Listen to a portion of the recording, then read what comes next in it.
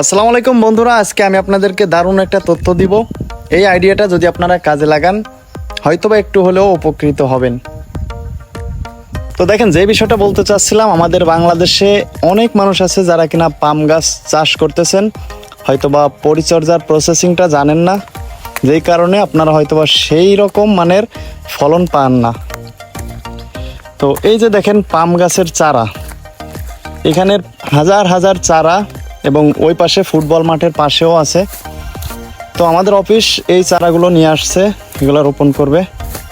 বিগত কিছুদিন আগে আমাদের এখানে হাতিতে হাজার হাজার চারা, যেগুলা গত বছর বা 2 বছর আগে লাগানো হয়েছে, সেগুলো নষ্ট করে দিছে। সেই জায়গায় আবার নতুন করে এই চারাগুলো লাগানো হবে। তো যেটা বলতে চাইছিলাম, দেখেন আমাদের দেশের অনেক প্রবাসীরা আছেন, তারা জানেন যে দেশের এই পাম ফল যেগুলা নিয়ে যায় দেশে, সেগুলা থেকে যেই গাছ জন্মাবে, সেই গাছ থেকে ফল হবে না হলেও শতকরা হয়তো বা 5%, 100 গাছের 5টা গাছে ফল হবে। মূলত এই চারাগুলা দেখেন নার্সারিতে কত সুন্দর করে নার্সিং করে এই চারাগুলা তৈরি করা হয়েছে। কারণ আপনারা সবাই কম বেশি জানেন যে প্রত্যেকটা গাছের হরমোনালি একটা বিষয় আছে। এই নার্সারি থেকে যেই চারাগুলা নার্সিং করা হয়েছে বা যত্ন নিয়ে তৈরি করা হয়েছে, এই চারাগুলাই শতকরা 95% ফল আসবে।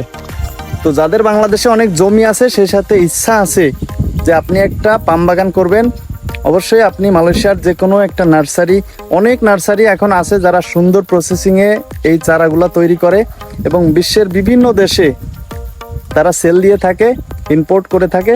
আপনারা যদি চেষ্টা করেন, অনেক নার্সারি আছে, আপনারা চাইলেই যোগাযোগ করতে পারবেন এবং তাদের সাথে যোগাযোগ করে আপনারা চারা নিতে পারবেন। তবে আবারও বলি, এই দেশ থেকে যে আমরা যে লোকাল বিসিগুলো নিয়ে যাই, সেই বিসি নিয়ে যদি কেউ রোপণ করে, সেইটাই আমার মনে হয় না যে সেটাই কখনোই ফলন দিবে। আর যদিও ফলন দেয়, ওই বীজগুলা যদি বাংলাদেশের যেই হরমোনালি যেই প্রসেসিংটা আছে, মেডিসিন ওষুধ আছে, সেইগুলো আপনি যদি সঠিক প্রয়োগ করে আপনি নিজে চারা তৈরি করতে পারেন, তাহলে হয়তো হতে পারে।